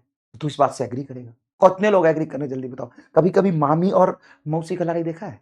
कभी मौसी और बुआ का देखा है? कभी मम्मी और बुआ का देखा है? गे मुझौसी के भगवान ऊपर से दिखाई थोड़े, तू जो कैले है ना रे मुझौसी, बाल पकड़ के सीधा लसार के फेंक दिया। मुझौसी कितने लोग समझते हैं ये बताइए। तो चलिए अब कंसेप्ट पर आते हैं। तो बताइए अगर मैं बड़े मास नंबर की तरफ जाऊं तो स्टेबिलिटी के लिए मैं क्या रखूंगा? प्रोटॉन का नंबर ज्यादा है कि न्यूट्रॉन का ज्यादा? सर समझ गए, कितने लोग समझ गए जल्दी बताओ, ग्राफ बनाओ। समझ गए तो ग्राफ बनाओ, इससे आगे ग्राफ कहां बनेगा? ये लगभग लगभग ना 20 मास नंबर के आसपास ये बैलेंस रहता है, जितने प्रोटॉन उतने न्यूट्रॉन, लगभग लगभग जब प्रोटॉन नंबर ऑफ प्रोटॉन 20 के आसपास हो, ठीक है ना, जेड एटॉमिक नंबर 20 के आसपास हो, तब तक ये बराबर चलते हैं। लेकिन जैसे यहां से ज्यादा करते हैं तो स्टेबिलिटी के लिए न्यूट्रॉन थोड़े ज्यादा रखते हैं ताकि बैलेंस बना रहे, प्रोटॉन कम, ये ग्राफ ऊपर उठ जाता है। और इसी को हम नाम देते हैं स्टेबिलिटी कर्व। स्टेबिलिटी कर्व और न्यूट्रॉन प्रोटॉन ग्राफ, इसी को हम नाम देते हैं स्टेबिलिटी कर्व और एनपी ग्राफ। जितने भी न्यूक्लियस इस रेशियो को सेटिस्फाई करेंगे, मतलब न्यूट्रॉन वर्सेस प्रोटॉन का जो रेशियो होगा इस कर्व पर होंगे, वो सब स्टेबल होते हैं। मान लो एक न्यूक्लियाई है ए, जिसके कुछ नंबर ऑफ प्रोटॉन इतने हैं और नंबर ऑफ प्रोटॉन इतने, नंबर ऑफ न्यूट्रॉन इतने, ये बैलेंस होगा, ये भी स्टेबल होगा, ये भी स्टेबल होगा। तो आप यहां पे कंक्लूजन लिख सकते हैं पहला कि A B and C are stable nuclei, stable nuclei, रे मुझौसी ये स्टेबल न्यूक्लियाई। बोलो समझ में आया? हाँ सर, ये तो एकदम मस्त कड़क समझ में आया। अब मान लो कि यहां से दूर यहां पे एक न्यूक्लियाई घूम रहा है, तो कैसे ले हम? कर हमर बैलेंस गड़बड़ायल हो इसका बैलेंस गड़बड़ायल है, इसमें न्यूट्रॉन ज्यादा होंगे, मतलब लड़के ज्यादा होंगे, लड़कियां थोड़ी कम है। ये भी बहुत घातक है, ऐसा नहीं कि लड़के लड़के बहुत हो जाए लड़कियां बहुत कम है, बहुत घातक है, बहुत घातक। तो एक न्यूक्लियस है ये डी, क्या अनस्टेबल है? हाँ, डी अनस्टेबल है। क्यों? क्योंकि इसका जो रिक्वायर्ड रेशियो होना चाहिए ना, ये इतना होना चाहिए था, इतना होना चाहिए था, ये यहां घूम रहा था। अगर कोई ई यहां है तो ये भी अनस्टेबल है, और कोई एफ यहां है तो ये भी अनस्टेबल है। तो चाहे जितना बड़ा मास नंबर हो, इस कर्व पे होगा वही स्टेबल होगा, इसलिए हम इसको स्टेबिलिटी कर्व कहते हैं। इस कर्व से दूर तो अनस्टेबल होगा, इस कर्व से दूर तो अनस्टेबल होगा। क्या आपके दिमाग में एकदम सेट कर रहा है ये बातें? हाँ सर, एकदम बातें सेट है। अब सुनो ध्यान से, अब सुनो ध्यान से। मान लो एक न्यूक्लियस यहां पे, हाँ, तो इसके नंबर ऑफ न्यूट्रॉन इतने हैं और प्रोटॉन इतने हैं। मतलब इसकी क्या समस्या है? सर इसके अंदर लड़कों की संख्या बहुत ज्यादा हो गई, लड़कियां देखो प्रोटॉन कम हो गई, तो ये अनस्टेबल हो गया। मतलब इसके अनस्टेबिलिटी का रीजन क्या है? D is unstable, unstable because number of neutron is very greater than number of proton. Number of neutron is very greater than number of n और p, number of neutron and proton. तो यहां से कह सकते हो अगर p को नीचे ले जाओगे तो n/p का रेशियो बहुत ज्यादा है, इसलिए अनस्टेबल। अब बताओ ये क्या करेगा? सर अब हमको समझ में आ गया कि हुआ क्या है। अब मान लो कि लड़के यहां पे हैं 40 और लड़कियां यहां पे हैं 5। मान लो कि एमआर की दुनिया बनाई मैंने, एमआर की दुनिया बनाई मैंने। अब इसमें 40 लड़के हैं, लड़के हैं न्यूट्रल, लड़के न्यूट्रल होते हैं, हाँ, और 5 लड़कियां हैं, लड़कियां हैं, और लड़के हैं 40। अब होगा क्या कि जो 5 लड़के हैं, सॉरी 5 लड़कियां हैं और 40 लड़के, अब बैलेंस बिगड़ जाएगा। अब भाई अगर मैं देखूं तो 5 लड़कियां हैं 40 लड़के हैं, तो ये पेयर भी नहीं बना पाऊंगा, दिक्कत होगी, समस्या होगी, कष्ट होगी, परेशानी होगी। हाँ, अब मैं क्या करूंगा? तो खुद सोच, तो कुछ तो करना पड़ेगा, यहाँ पे गेम बजाना पड़ेगा रे। अब 40 लड़के जो है उसमें से 2-4 को पकड़ के बोलूंगा, रे भाई देख, जितना बजट था उसके हिसाब से मैं तुम लोगों को पकड़ के लाया हूं, 40 लड़के 5 लड़कियां। अब मैं उसी में से 8-10 को लड़कियां बना दूंगा। तो 8-10 को जैसे मैं लड़कियां बना दूंगा तो 40 लड़के में से मान ले मैंने 10 लड़के को लड़की में कन्वर्ट कर दिया, टोटल लड़की कितनी हो गई? 15, और यहां पे 10 कम करूंगा तो 30 लड़के। अब थोड़ा तो बैलेंस हुआ। सर थोड़ा और ला करो, 5 और लड़के को कन्विंस किया कि तू लड़की बन जा, तो 5 लड़की और बन गए, तो ये हो गया तुम्हारा 20 और ये हो गया तुम्हारा 25। बोला कि अब बैलेंस एकदम करवा ले, 2-3 को और बना रहे, तू बन जाना, लड़की छोड़ना यार, हाँ लड़के में बेकार होता है लड़का, लड़की बन। इसको भी मैंने लड़की बना दिया, सारे को नहीं, सारे को बनाऊंगा तो गड़बड़ जाएगा। मैंने 2-3 को और कन्विंस किया, तो 2 बन गया और कन्वर्ट हो गए, तो यहां पे बचेंगे 23 और यहां पे बचाएंगे तुम्हारा 22। अब एक काम कर, क्या इन दोनों को जोड़, तो 40 और 5 45, हाँ, 30 और 15 45, 25 और 20 45, और 23 और 22 45। तो टोटल नंबर ऑफ जनसंख्या तो यही रहा, बस यहां पे इंटरचेंज हो रही है, ट्रांसप्लांट हो रहा है, ट्रांसप्लांट हो रहा है। समझ में आया? सेम यहां न्यूक्लियस के अंदर होता है कि ये चूंकि अनस्टेबल है, क्यों अनस्टेबल है? क्योंकि इसमें नंबर ऑफ न्यूट्रॉन ज्यादा है, तो नंबर ऑफ न्यूट्रॉन को कम करके हम प्रोटॉन बनाना चाहते हैं। तो ये साइकिल कैसे चलेगा देखना।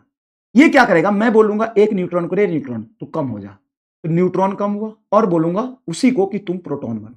तो ये बहुत इजी नहीं है, ये जब होगा तो सिस्टम हिल जाएगा। क्यों? हाँ सर, लड़का लड़के को लड़की बनाओगे, सच में बना रहे हो? हाँ सच में, पूरा सिस्टम हिल जाएगा, सिस्टम हिल जाएगा। तो सिस्टम को हिलेगा तो कुछ लेपापोती करना पड़ेगा। हाँ, तो देखो न्यूट्रॉन प्रोटॉन में कन्वर्ट हुआ, क्यों हुआ? स्टेबिलिटी के लिए, बैलेंस बनाने के लिए, स्टेबिलिटी के लिए न्यूट्रॉन प्रोटॉन में कन्वर्ट होता है। एक न्यूट्रॉन तुम्हारा प्रोटॉन में कन्वर्ट, तो ऑब्वियस सी बात है कि इधर तुम्हारा मास नंबर 1, इधर भी मास नंबर 1, तो मास नंबर न्यूट्रॉन प्रोटॉन का एक होता है, बैलेंस हो गया। लेकिन इधर चार्ज 0 है और इधर एक प्लस चार्ज है, तो हम यहां से एक इलेक्ट्रॉन एक्स्ट्रा बनाएंगे ताकि चार्ज बैलेंस हो जाए। अरे गुरुजी सही रे, इलेक्ट्रॉन एक्स्ट्रा बनाना पड़ेगा। हाँ, तो न्यूक्लियस के अंदर मेरी दुनिया में जैसे ही मैंने कन्वर्जन किया, तो जो अंदर रह सकता है उसको अंदर रखा, जो एक्स्ट्रा बना उसको बाहर फेंक दिया। तो इलेक्ट्रॉन न्यूक्लियस के अंदर नहीं रहते और रह भी नहीं सकते, ये भी समझाऊंगा, इसको मैं मैथमेटिकली प्रूफ करूंगा चल अगली क्लास में। इलेक्ट्रॉन न्यूक्लियस के अंदर नहीं रह सकते। लेकिन मान लो जब न्यूट्रॉन प्रोटॉन में कन्वर्ट हुआ तो मास नंबर बैलेंस था, लेकिन चार्ज बैलेंस करने के लिए एक्स्ट्रा पॉजिटिव चार्ज है तो एक एक्स्ट्रा इलेक्ट्रॉन बनेगा। अब इलेक्ट्रॉन न्यूक्लियस में नहीं रह सकता, तो इसलिए वो बाहर आ जाए। अब ये जैसे ही बाहर आया तो ये डिफाइन हो गया बीटा माइनस डी के। बोल मुन्ना, बीटा माइनस डी के चमका के आ सकते, तो ये तो बीटा माइनस डी के होता है, और क्या होता है? सर यहां पे आप कह रहे थे कि एक न्यूट्रिनो निकलता है क्या, वो बताऊंगा, भी रुक जा। तो ये सर रिएक्शन लिखोगे तो ये है तुम्हारा रिएक्शन, जिस न्यूक्लियस में मान लो उसका एटॉमिक नंबर Z है, मास नंबर A है, तो इसमें एक न्यूट्रॉन प्रोटॉन में कन्वर्ट हुआ, तो प्रोटॉन बना तो मास एटॉमिक नंबर 1 से बढ़ेगा, हाँ Z+1 हो जाएगा। और ये हो गया तुम्हारा मान लो न्यूक्लियाई वाई, क्योंकि दूसरा न्यूक्लियाई बन गया ना, दूसरी दुनिया हो गई। और मास नंबर सेम ही रहेगा, यहां से एक इलेक्ट्रॉन निकलेगा। और यही रिएक्शन ना 20-30 साल तक चलता रहा बीटा माइनस का। यही रिएक्शन 20-30 साल तक चलता रहा बीटा माइनस का। यही रिएक्शन चलता रहा, क्योंकि जो भूतिया है वो मिल नहीं रहा था। भूतिया बहुत बाद में मिला। अब बच्चों को कंफ्यूजन होता है कि सर भूतिया तो दो है, न्यूट्रिनो एंटी न्यूट्रिनो, तो कब क्या निकलेगा ये कंफ्यूजन है। तुमको भी होता है, आज के बाद हो ही नहीं सकता। क्यों, आओ बताता हूं, जोरदार एक्सप्लेनेशन। कैसे, सुन। ये न्यूक्लियस जब कन्वर्ट हुआ तो एक न्यूट्रॉन प्रोटॉन में कन्वर्ट हुआ और वहां पे चार्ज बैलेंस के लिए इलेक्ट्रॉन बना। अब इलेक्ट्रॉन बनेगा कि नहीं बनेगा, कैसे बनेगा तुम समझ गए। न्यूट्रॉन प्रोटॉन में कन्वर्ट होगा तो इलेक्ट्रॉन ही बनेगा। हाँ, अब चार्ज बैलेंस करने के लिए इलेक्ट्रॉन बना। हाँ, तो इलेक्ट्रॉन जो एक्स्ट्रा बना वो पार्टिकल है कि एंटी पार्टिकल। सर इलेक्ट्रॉन तो पार्टिकल होता है ना, एंटी पार्टिकल तो पॉजिट्रॉन है। हाँ, ये पार्टिकल है। एक पार्टिकल यहां निकला, अल्फा प्रोटॉन और न्यूट्रॉन भी पार्टिकल। हाँ, तो नंबर ऑफ पार्टिकल बैलेंस हो रहा है। नहीं सर, पार्टिकल बैलेंस कैसे हो रहा है, एक पार्टिकल एक्स्ट्रा बना ना इलेक्ट्रॉन, ओके, इसलिए यहां पे एंटी पार्टिकल बनेगा, एंटी न्यूट्रिनो बनेगा। इसको इलेक्ट्रॉन एंटी न्यूट्रिनो कहते हैं।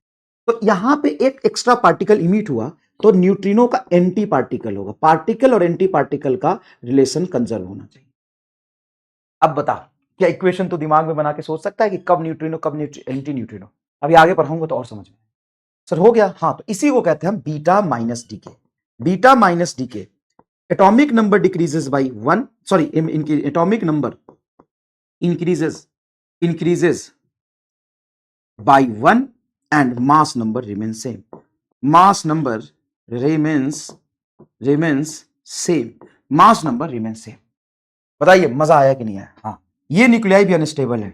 पर ये क्यों अनस्टेबल है सर, इसकी क्या है समस्या, इसमें तो लड़के हैं ही नहीं, सिर्फ लड़कियां लड़कियां देखो, लड़कियां लड़कियां देखो। तो क्या मैं कह सकता हूं नंबर ऑफ लड़कियां मतलब प्रोटॉन बहुत बहुत बहुत ज्यादा है नंबर ऑफ लड़कों से। हाँ, अब देखो एक ऐसी दुनिया जहां पे 40 लड़कियां हैं और 5 ही लड़के हैं, सर मुश्किल हो जाएगा। 40 लड़कियों के बीच में 5 लड़के, वो लड़के जहर खा के मर जाएंगे ऐसे। वो कहेंगे हमें जीना पसंद नहीं। भाई साहब दुनिया अनबैलेंस है, जहर खा के मर जाएंगे लड़के। दुनिया हमें ये पसंद नहीं, तो मैं क्या करूंगा, कुछ लड़कियों को बोलूंगा कि तुम लड़का बन जाओ ताकि बैलेंस रहे दुनिया। तो कुछ लड़कियों को मतलब प्रोटॉन को मैं बोलूंगा न्यूट्रॉन बन जाओ। देखो प्रोटॉन बाय न्यूट्रॉन का रेशियो बहुत ज्यादा है एक से। इसके लिए बात कर रहे हैं, फॉरी के लिए। तो ये cause of reason of instability, ये रीजन ऑफ अनस्टेबिलिटी, ये रीजन ऑफ अनस्टेबिलिटी। हाँ, रीजन ऑफ अनस्टेबिलिटी। क्या तुमको समझ में आ रहा है तुम तगड़े तरीके से? ऐसा कभी देखा है, पढ़ा है, सुना है? नहीं, अभी तो ये पिक्चर शुरू हुई है, खत्म तो बहुत इंटरेस्टिंग मोड पे होगा। अब सुनना, तो सर यहां से क्या प्रोटॉन का नंबर ज्यादा है तो प्रोटॉन को कम करें, हाँ, न्यूट्रॉन को बढ़ाओ, प्रोटॉन को कम करो, न्यूट्रॉन को बढ़ाओ। सर एक एक करके क्यों चल रहा हूं, अबे एक ही साथ सबका मैं ट्रांसप्लांट कैसे करूंगा, एक एक करके करूंगा। तो एक प्रोटॉन कम किया, एक न्यूट्रॉन बनाया, एक प्रोटॉन कम किया, एक न्यूट्रॉन बनाया। सर यहां भी चले, हाँ, और देखो सीढ़ियों से चलते चलते स्टेबिलिटी की तरफ जाएगा। ये सब मैंने सोचा हुआ है पूरा, किसी किताब में कहीं आपको नहीं मिलेगा। ऐसे कर्व बनता है और ये सच में ऐसा ही बनता है। मतलब ऐसा नहीं है, मतलब ये एक तरीका है समझाने का, हो यही रहा है, उसको तरीका है समझाने। स्टेबिलिटी कर्व पे पास जा रहा है कैसे, नंबर ऑफ लड़कियों को लड़के में कन्वर्ट करके, प्रोटॉन को न्यूट्रॉन में कन्वर्ट। तो यहां पे क्या हो रहा है, प्रोटॉन आपका न्यूट्रॉन में कन्वर्ट। मास नंबर तो बैलेंस किया, चार्ज तो इधर तो +1 चार्ज, इधर तो 0 चार्ज, इसलिए पॉजिट्रॉन निकलेगा। और पॉजिट्रॉन क्या होता है, एंटी पार्टिकल। तो एक एंटी पार्टिकल इधर गया तो इधर न्यूट्रिनो निकलेगा, सर ये न्यूट्रिनो में ई माइनस क्यों लगाया है, अभी इलेक्ट्रॉन का न्यूट्रिनो है। सर अभी न्यूट्रिनो तो न्यूट्रिनो था, इलेक्ट्रॉन का न्यूट्रिनो क्या होता है? 3 तरह के न्यूट्रिनो होते हैं वैसे, इलेक्ट्रॉन न्यूट्रिनो, म्यून न्यूट्रिनो। तो एंटी न्यूट्रिनो निकलेगा, तो बस इतना याद रख, पार्टिकल के साथ एंटी पार्टिकल और एंटी पार्टिकल के साथ न्यूट्रिनो पार्टिकल। अब बता, अब इसमें कोई लोचाई दिक्कत होगा? नहीं सर, सर काश ये लाइव चलता तो सर मजा ही आ जाता। कोई बात नहीं, तू घर में बैठ के मजे ले, पॉपकॉर्न वॉपकॉर्न मैं भिजवा दूंगा। ये देख, ये कोई एटॉमिक नंबर जेड का कोई न्यूक्लियस है एक्स। अब क्या हो रहा है कि इसमें एक प्रोटॉन न्यूट्रॉन में कन्वर्ट हो गया, तो ये बनेगा तुम्हारा वाई, Z-1 मास नंबर से, और यहां पे पॉजिट्रॉन निकला, यहां पे तुम्हारा न्यूट्रिनो निकलेगा, plus Q value of direction. ये बीटा माइनस डीके का रिएक्शन, सॉरी बीटा प्लस डीके, इसको बोलते हैं बीटा प्लस डीके। इसको बोलते हैं बीटा प्लस डीके। मजा आया? हाँ सर, इसको बोलते हैं बीटा प्लस डीके। अब मैं यहां से शुरू करता हूं, कहां से, यहां से, कहां से, यहां से, यहां से शुरू करता हूं, यहां से। यहां से मान ले कोई न्यूक्लियस ये है, अब इसकी क्या समस्या है भाई, इसकी क्या समस्या है भाई, बता इसकी क्या समस्या है। सर ये भी अपने जीवन में दुखी है, क्यों दुखी है, तो मैंने एक दुनिया बनाई जहां पे जनसंख्या बहुत हो गई। अब इसमें देखना, तो देख इसमें लड़कियां भी बहुत हैं और लड़के भी बहुत हैं। ये भी एक ब्लेम चल रहा है आजकल कि भाई साहब ये कोविड ओविड एकदम फेक था। भाई मैं नहीं बोलना चाहता, लेकिन कई लोग बताते हैं कोविड फेक था, जनसंख्या बहुत बढ़ गया तो जनसंख्या कम करना था, पता नहीं अब क्या सच्चाई है। तो वैसा ही कुछ यहाँ पे दिक्कत है कि इसमें जनसंख्या बहुत बढ़ गया। तो इसमें जनसंख्या बहुत बढ़ गया तो एक लड़की को लड़का बना दूं या एक लड़की को लड़का बना दूं, इससे क्या कोई फर्क पड़ेगा, नहीं। जनसंख्या सर बहुत है, क्या करना पड़ेगा, कुछ लोगों को परमानेंटली गेम बताना पड़ेगा। तो मैं क्या करूंगा, सबसे पहले समझो इसके अनस्टेबिलिटी का रीजन क्या है। तो इसका मास नंबर 1 से बहुत बड़ा है, मतलब ये छोटे न्यूक्लियाई में नहीं हो सकता, ये तो छोटे न्यूक्लियाई में भी हो जाएगा। जैसे मान लो कोई न्यूक्लियाई यहां है, बताओ इसका न्यूट्रॉन कम है, प्रोटॉन ज्यादा है, इस न्यूक्लियाई में बीटा माइनस होगा, इस न्यूक्लियाई में बीटा माइनस हो सकता है, जो स्टेबिलिटी से कर्व है नीचे है, बीटा माइनस इसमें हो सकता है। लेकिन ये जो डीके है, ये इसका रीजन ये कि मास नंबर बहुत बड़ा है, तो बड़े मास नंबर में होता है क्या, कि बड़े मास नंबर में जब उसका एटॉमिक नंबर और मास नंबर बहुत ज्यादा होता है तो वो अल्फा डीके करता है। अल्फा डीके में 2 प्रोटॉन और 2 न्यूट्रॉन मिलके, मतलब 2 प्रोटॉन कम हुए तो एटॉमिक नंबर 2 से कम, और 2 न्यूट्रॉन भी कम हुए तो न्यूक्लियॉन्स कितने कम हुए, 4। अल्फा डीके बाहर इमिट कर देता है और plus Q value of direction, ये हो गया खत्म। तो सर इसमें मास नंबर 2 से 4 से कम हो रहा है, हाँ, mass number decreases bye 4 and atomic number decreases bye 2, atomic number by 2, दोनों कम होता है। यहां पे mass number same, atomic number change हुआ, यहां भी mass number same, atomic number change हुआ, इसमें एटॉमिक नंबर और मास नंबर दोनों चेंज होता है। तो देखो यहां भी मैं तुमको धीरे धीरे रिएक्शन लिख के समझा रहा था, वही चीज यहां अल्फा डीके में कोई नहीं होता, न्यूट्रिनो एंटी न्यूट्रिनो का मामला नहीं होता। अब इसको बना के आप खूबसूरत तरीके से दीवार पे चिपकाइएगा, ठीक है, दीवार पे चिपकाइएगा। अच्छा एक बात बताइए कि यहां पे जो न्यूक्लियस था इसका 2 प्रोटॉन भी कम किया और 2 न्यूट्रॉन भी कम किया, बताइए 2 प्रोटॉन 2 न्यूट्रॉन कम करके क्या स्टेबिलिटी कर्व के थोड़ा पास आया कि नहीं, दूर से। इसी तरीके से ये पास आता जाएगा और एक दिन स्टेबल हो जाएगा, तो एक दिन स्टेबल हो जाएगा। लेकिन इस प्रोसेस में मान लो कि 2-4 लोग ज्यादा खलास हो गए तो point is to be noted, तो बता क्या होगा, तो सर ये तो नीचे आ जाएगा, हाँ फिर सर जी, अब तू बता सोच के, फिर सर जी अगर मान ले जरूरत से ज्यादा ही मैं कत्लेआम मचा दूं तो क्या होगा, तो सर जी ये सोचने वाली बात है कि नहीं, हाँ सर जी तो सोचने वाली बात है गुरु जी, ये तो सोचने वाली बात है कि ये कत्लेआम मचाते मचाते तुम यहां पहुंचा दिए न्यूक्लियस को, तो एकदम एकदम यहां पहुंचा दिए, तो सुनिए क्या होता है, सुनिए क्या होता है। ऐसा हो जाए तो बहुत नीचे जाने के बाद फिर ये बीटा डीके करेगा, वो बैलेंस करेगा कि देखो इधर निकल गया कि इधर रह गया, बीटा डीके करेगा। तो alpha decay and beta decay simultaneously चलता रहता है। अब मैं 2-3 सवाल पूछूंगा आपसे, 2-3 सवाल पूछूंगा आपसे, अल्फा डीके या बीटा डीके का रीजन क्या है, सर अनबैलेंस होना, न्यूट्रॉन प्रोटॉन का नंबर या मास नंबर ज्यादा। अल्फा और बीटा डीके में क्या फाइनल न्यूक्लियाई स्टेबल हो जाता है, यस। कैसे स्टेबल हो गया, स्टेबिलिटी कर्व पे पास गया। तीसरी बात, क्या ये सारी चीजें स्टेबिलिटी के लिए हो रही है, हाँ। इसमें एनर्जी रिलीज किस में होगा, सब में, क्योंकि फाइनल प्रोडक्ट सब में स्टेबल होगा। अल्फा डीके में क्या होता है, अल्फा डीके में मास नंबर बहुत ज्यादा होता है, तो वहां से अल्फा निकलता है, अल्फा में 2 प्रोटॉन और 2 प्रोटॉन 2 न्यूट्रॉन निकलते हैं, तो 2 प्रोटॉन से एटॉमिक नंबर 2 और 2 न्यूट्रॉन और 2 प्रोटॉन दोनों निकले तो मास नंबर 4। तो ये मास नंबर और एटॉमिक नंबर दोनों चेंज होता है, अल्फा डीके बाहर निकल जाता है। वैसे ओवरऑल रिएक्शन का एटॉमिक नंबर बैलेंस है, देखो इसका एटॉमिक नंबर Z, इसका Z-2, इसका 2, तो टोटल तो Z ही रहा। मास नंबर देखो A-4 ये 4, तो बैलेंस ही रहा। देखो यहां से चमका कि नहीं चमका, यहां से चमका कि नहीं चमका, ओके सर। लेकिन इसमें थोड़ा कंफ्यूजन है, ये तो पूरा समझ में आया। अब देखो कंफ्यूजन दूर करता हूं, ये है तुम्हारा प्रोटॉन और ये है न्यूट्रॉन। तुम ग्राफ बना रहे हो, बस ये याद रखो, ऊपर न्यूट्रॉन इधर प्रोटॉन, ऊपर न्यूट्रॉन इधर प्रोटॉन, ऊपर न्यूट्रॉन इधर प्रोटॉन। ये बात समझ में आया, हाँ सर ये तुम्हारा सर जी हो गया न्यूट्रॉन और ये प्रोटॉन। अगर कोई न्यूक्लियस यहां है, ऊपर में बैठा है, तो ऊपर में बैठा है तो इसका न्यूट्रॉन ज्यादा है, हाँ, तो न्यूट्रॉन ज्यादा तो क्या करेगा, न्यूट्रॉन कम करेगा, तो नीचे गिरेगा, नीचे गिरा तो बीटा माइनस डी के, नीचे गिरा तो नीचे बीटा माइनस डी। तो इसका न्यूट्रॉन ज्यादा है तो नीचे गिरेगा तो बीटा माइनस डी के करेगा, और बीटा माइनस डी के करा, अगर ये नीचे गिरते हुए बीटा माइनस डी के करा तो सर बीटा माइनस डी के करा तो ऑब्वियस सी बात है कि नीचे गिर रहा तो बीटा माइनस डी के करा तो न्यूट्रॉन प्रोटॉन में कन्वर्ट हुआ, तो बीटा माइनस डी के में न्यूट्रॉन प्रोटॉन में कन्वर्ट होता है, मतलब एटॉमिक नंबर 1 से बढ़ जाता है मास नंबर से। और ये सर ये ऊपर उठेगा, तो ऊपर उठेगा, जो ऊपर उठ रहा है वो बीटा प्लस डी के करेगा, तो प्रोटॉन ज्यादा है तभी ऊपर उठेगा, तो बीटा प्लस डीके करेगा, तो प्लस डीके में प्रोटॉन न्यूट्रॉन में कन्वर्ट हो रहा है। हाँ, तो प्रोटॉन न्यूट्रॉन में कन्वर्ट हो रहा है, एटॉमिक नंबर 1 से घटेगा। तो प्लस डीके में ऊपर जा रहा है, तो प्रोटॉन न्यूट्रॉन में कन्वर्ट हो रहा है, प्रोटॉन कम हुआ न्यूट्रॉन बना, तो एटॉमिक नंबर बढ़ा। देखिए एटॉमिक नंबर बढ़ा ना रे,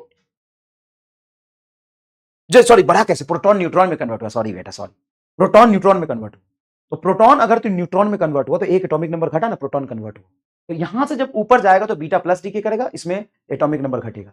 नीचे आएगा तो बीटा माइनस डीके करेगा, इसमें एटॉमिक नंबर बढ़ेगा। बताओ, क्योंकि इधर से दूर जा रहा है, यहां से दूर नीचे गिर रहा है, तो इसके बढ़ा ना, प्रोटॉन बढ़ा तो एटॉमिक नंबर बढ़ा। ये ऐसे जा रहा है, ऐसे, तो ऐसे जा रहा है, तो ऊपर उठा तो बीटा प्लस डीके, और बीटा प्लस डीके में ऐसे उठा पीछे की तरफ आ रहा है, तो यहां जेड कम हो गया ना, प्रोटॉन कम हो गया, तो एटॉमिक नंबर 1 से घटेगा। बताओ, और अगर रिएक्शन में बीटा माइनस डीके है तो इलेक्ट्रॉन निकला, इलेक्ट्रॉन पार्टिकल है तो वहां से एंटी न्यूट्रिनो निकलेगा। बताओ मजा आया कि नहीं आया? हाँ सर, खूबसूरत तरीके से समझ आया कि। अब यहां पे सवाल पूछे जाते खूब, तो यहां पे कुछ सवाल मैंने लिखे हैं। मान लीजिए कि कोई न्यूक्लियाई लिया मैंने, कोई न्यूक्लियाई में मैंने 104 एटॉमिक नंबर और मास नंबर 180, 3 अल्फा डीके हुआ, 3 अल्फा डीके हुआ। 3 अल्फा डीके के बाद जो प्रोडक्ट बनेगा, 3 अल्फा डीके मतलब 3 2He4, 3 अल्फा डीके के बाद जो प्रोडक्ट बनेगा उसका मास नंबर बताइए क्या। बस ऐसे सवाल पूछा जाता है, हम लल्लू टाइप। बताइए क्या करेंगे? तो सर यहां पे क्या करेंगे, सिंपल सी बात है, इधर तुम्हारा मास नंबर बैलेंस हो करेंगे पहले। हाँ करिए मास नंबर बैलेंस। तो मास नंबर कैसे बैलेंस करेंगे, ये 180 है, ठीक है, तो 180 बराबर इधर मास नंबर ए, और तुम बोलो 3 अल्फा डी के, तो 3 अल्फा डी के मतलब 3 हीलियम निकला। हाँ, एक हीलियम का मास नंबर 4, तो 3 का कितना होगा, 4 3 12 प्लस 12, तो ए बराबर हो जाएगा 180 माइनस 12। तो 180 में से 10 घटाओगे तो 70, 168 आएगा क्या, खत्म। ए की वैल्यू 168 आ गई। बता, हाँ सर मास नंबर बैलेंस करना, खेल खत्म। हाँ, अब बता एटॉमिक नंबर क्या होगा। सर इसका एटॉमिक नंबर है 104 इज इक्वल टू, इधर एटॉमिक नंबर, चार्ज बैलेंस करना चाहिए, चार्ज एटॉमिक नंबर नहीं, चार्ज बैलेंस करना चाहिए, चार्ज बैलेंस करना चाहिए। इधर चार्ज बोलो 104 प्रोटॉन का चार्ज 104 ई, हाँ सर, इज इक्वल टू यहां पे जो भी है तुम्हारा जेड, हाँ सर जेड, 3 अल्फा डी के हुआ है, तो यहां पे एटॉमिक नंबर कितना है, इसका 2 और ऐसे ऐसे 3 है तो 6, तो 6 कम कर दो, तो प्लस 6, तो जेड बराबर होगा 104 माइनस 6, दैट्स इट। तो 104 में से 6 जाएगा तो 98। हाँ, तो इसका एटॉमिक नंबर 98, मास नंबर 168, खत्म। और ये भी इतना लिखने की जरूरत नहीं है, सिंपल समझो, एक अल्फा डीके में मास नंबर कितने से कम होता है, 4 से। कितना अल्फा डीके, 3, 12 कम कर दो, सीधा आंसर आ गया। और एक अल्फा डीके में टॉपिक नंबर 2 से कम होता है, 3 में कितने से कम होगी, 6 से। 104 में से 6 कम कर दो, 104 में से 6 कम कर दो, 98, खत्म। हम नंबर निकाल रहे हैं ना, तो चार्ज नहीं लिख सकते, हम नंबर निकाले, एटॉमिक नंबर कितना बोलो। वैसे भी 104 ई, तो यहां भी तो जेड ई और 6 ई, तो ई तो कट ही जाएगा। बोलो समझ में आया? हाँ, अब ये स्क्रीन पॉज करके सवाल करो। कितना हुआ, 4 बीटा माइनस डी के हुए, 5 अल्फा डी के हुए। स्क्रीन पॉज करके सवाल करो। सर कैसे करेंगे, करिए ना, आप धुआंधार करेंगे भाई मेरे, धुआंधार करेंगे, करिए। सर इसका सॉल्यूशन हम कर देंगे, हाँ भाई तू कर देगा, कर। सर एक बात बताइए, इधर है एटॉमिक नंबर 45, ठीक है, और इधर है मास नंबर 4, बीटा माइनस और अल्फा डी के दोनों हुआ है। सबसे पहले किसको डील करना चाहिए, तो सुन, यहां पे एम स्टार बॉक्स लिख ले, अगर अल्फा और बीटा डी के दोनों हो रहे हो तो पहले अल्फा डी के को डील करो। क्यों? क्योंकि एटॉमिक नंबर पे अल्फा और बीटा दोनों का फर्क पड़ता है, लेकिन मास नंबर पे बीटा डीके का कोई फर्क ही नहीं पड़ता, सिर्फ अल्फा काउंट करना है। अरे हाँ, सिर्फ अल्फा काउंट करना है, तो सिर्फ अल्फा डीके काउंट करो पहले। तो इसका मास नंबर है 94। एक अल्फा डीके में मास नंबर कितने से कम होता है, 4 से। वहां मास नंबर 4 से, तो 5 अल्फा डीके में मास नंबर कितने से कम होगा, 20 से। तो 20 घटा दो, तो 94 में से 10 घटा तो 84, 74, 74 मास नंबर 74 आएगा। हो गया। अब एटॉमिक नंबर देखोगे तो अल्फा डीके का इफेक्ट देखो पहले, तो 45, और अल्फा डीके में, एक अल्फा डीके में एटॉमिक नंबर 2 से कम होता है, 5 में 10 से कम होगा, तो यह आ जाएगा 35। अब beta minus decay, beta minus मतलब न्यूट्रॉन प्रोटॉन में कन्वर्ट होगा, न्यूट्रॉन तुम्हारा प्रोटॉन में कन्वर्ट होगा, बीटा माइनस नीचे गिरेगा। तो बीटा माइनस डीके में माइनस में नंबर ऑफ प्रोटॉन पे उल्टा फर्क पड़ता है, नंबर ऑफ प्रोटॉन बढ़ेगा। कितना बढ़ेगा सर, 4 बढ़ेगा, तो 4 ऐड कर दे, ये हो जाएगा तेरा 39। तो 39 और ये हो जाएगा तुम्हारा फाइनल न्यूक्लियाई जो होगा वो 39 और 74 होगा। 39 एंड 74। मजा आ रहा है कि नहीं आ रहा है बताओ। चलो नेक्स्ट स्क्रीन पॉज करके करो, अभी अभी करो। Sir 2 beta plus, 5 beta minus और 3 अल्फा, हाँ करो। तो सर देखो, हम जब करेंगे ना तो पहले मास नंबर देखेंगे, क्योंकि बीटा प्लस हो या बीटा माइनस हो, मास नंबर पे किसी का फर्क नहीं पड़ता। इनसे बीटा माइनस से अल्फा पे मास नंबर का फर्क पड़ता है। तो 42 मास नंबर है। 3 अल्फा में से अगर हम काउंट करें तो एक अल्फा में मास नंबर 4 से कम होता है, तो ये 12 से कम होगा। तो 4 पी 12, 42 माइनस 12, 42 माइनस 12 मतलब 30, मास नंबर 30। और बीटा माइनस से मास नंबर पे कोई फर्क पड़ता नहीं है। अब एटॉमिक नंबर देखोगे तो यहां पे 24, एक में एक बीटा प्लस डीके में एटॉमिक नंबर कितने से कम होता है? एक बीटा प्लस डीके में एटॉमिक नंबर बढ़ता है, नहीं बीटा में घटता है, बीटा में घटता है, बीटा में घटता है, बीटा प्लस ऊपर जाएगा तो जे प्रोटॉन नंबर ऑफ प्रोटॉन घट रहा है। तो इसमें कितने से घटेगा? 2 से, तो 2 से घटाओ, 2 से घटाओ, 2 से घटाओ, फिर 5 बीटा प्लस में 5 से बढ़ जाएगा, प्लस 5 करो, और एक अल्फा में 2 से घटता है तो 3 अल्फा में 6 से घटेगा, ये तुम्हारा बनेगा। तो बताओ 6 और 2 8, -8 करोगे और 5 जोड़ोगे तो -3, तो इसमें से 3 घटा दो, बस 21 आंसर आना चाहिए, 21 आंसर आना चाहिए। बताओ ये सारी चीजें आपको समझ में आ रही है? हाँ, यहाँ पे देखिए ये मास्टर बॉक्स मैंने लिखा है, इसको देख लीजिए एक बार, आपको एकदम ही एक्सट्रीम हैप्पीनेस मिलेगा। क्या है box? Infusion, infusion, fission, alpha, beta minus beta plus decay, stability of the product increases, hence energy released and binding energy of nuclei increases. Stability बढ़ रहा है तो फाइनली बाइंडिंग एनर्जी बढ़ेगा, लेकिन सब में एनर्जी रिलीज हो रहा है। सारा किस लिए होता है? सारा होता है तुम्हारा उसके लिए, समझ ना, वो होता है ना, वो उसके लिए क्या होता है बताओ, वो बताओ किसके लिए होता है। क्वेश्चन में सिर्फ बीटा डीके लिखा हो तो बीटा माइनस डीके कंसीडर करके क्वेश्चन करना है। अगर क्वेश्चन में तुमको बीटा प्लस दिया तो बीटा प्लस लोगे, बीटा माइनस दिया तो बीटा माइनस लोगे, अगर सिर्फ बीटा लिया तो बीटा माइनस लोगे। क्यों? क्योंकि सबसे पहले बीटा माइनस इन्वेंट हुआ था, उसके 10-15 साल बाद या शायद ज्यादा ही, एग्जैक्ट नहीं पता, बीटा माइनस आया, अब बीटा प्लस आया।